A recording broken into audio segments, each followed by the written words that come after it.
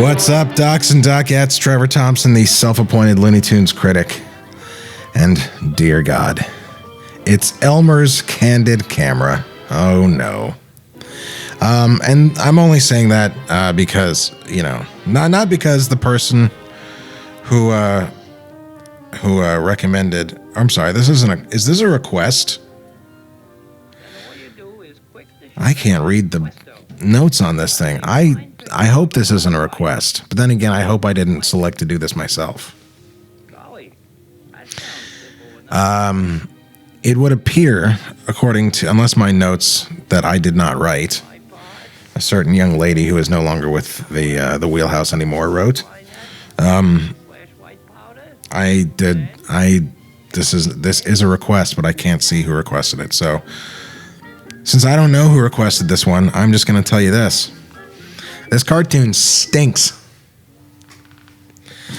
And I'm not crapping on Chuck Jones. In fact, Chuck Jones, his exact words in his book, Chuck Muck, about this cartoon were, my first cartoon, Elmer's Candid Camera. I'm sorry, I think he said my first Bugs Bunny cartoon. My first Bugs Bunny cartoon, Elmer's Candid Camera, and then in parentheses he wrote, which I recommend watching only if one wishes to die of ennui.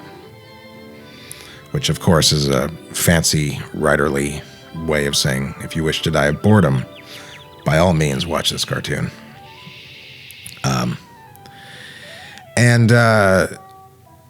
want to set the record straight. This is not the first appearance of Elmer Fudd, as a lot of sources claim. He has been referred to as Elmer Fudd, and he was voiced by Arthur Q. Bryan before this, but Arthur did not voice him the way he voiced him, and he still had his egghead appearance in that cartoon. If I'm not mistaken, I believe that was You're in Education, that cartoon. If I'm not mistaken. Am I mistaken? Let's find out, because I really have no desire to, yeah.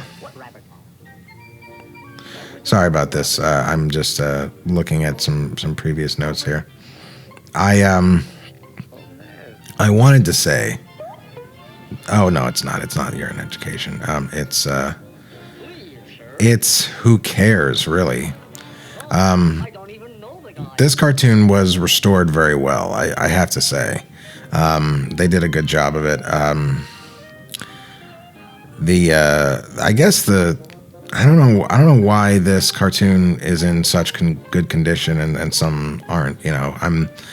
I'm spending the better part of the next year looking into that for a big video about the way the cartoons are restored.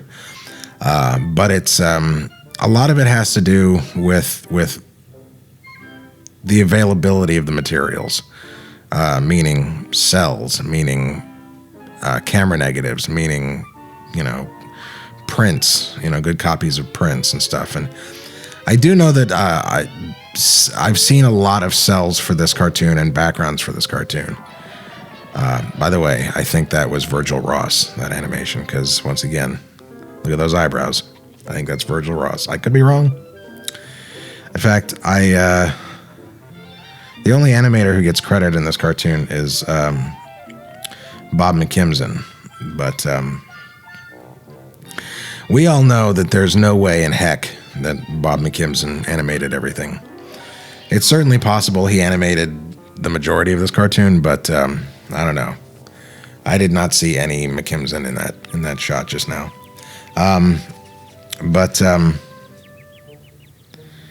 So in fact, I've been referring to him as Bugs in this cartoon, and really, he's not Bugs. It's not fair to say for many reasons, not the least of which is the fact that he's actually called Happy Rabbit. Happy Rabbit in this cartoon. He's not, they don't address him as Happy Rabbit, but the previous cartoon he did, I love the sounds that Elmer's making there. It's like the only laugh in the whole cartoon. But yeah, the previous cartoons that they'd done with Bugs.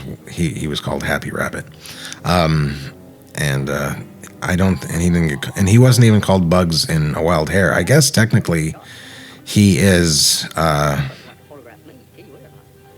Yeah. Yeah, that would make sense. That would definitely make sense to me. He's definitely Happy Rabbit in A Wild Hare. I don't know.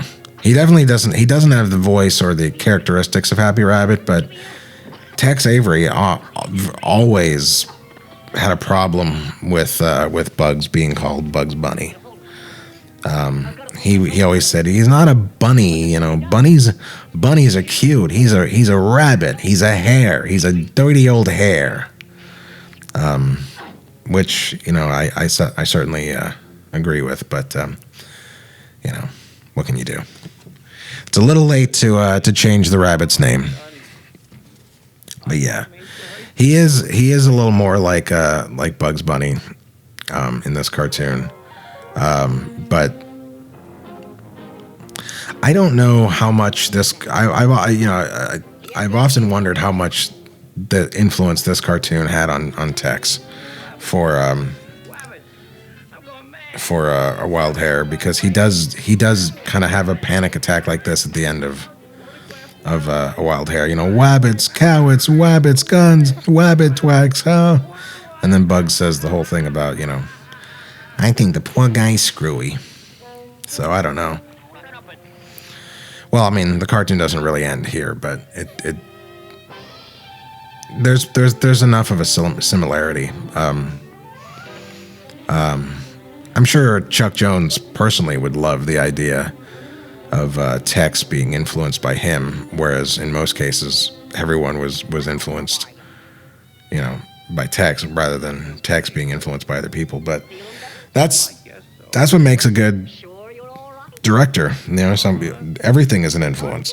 Every person is an influence. That's what made Clampett so great too, is that he was open to just about anything.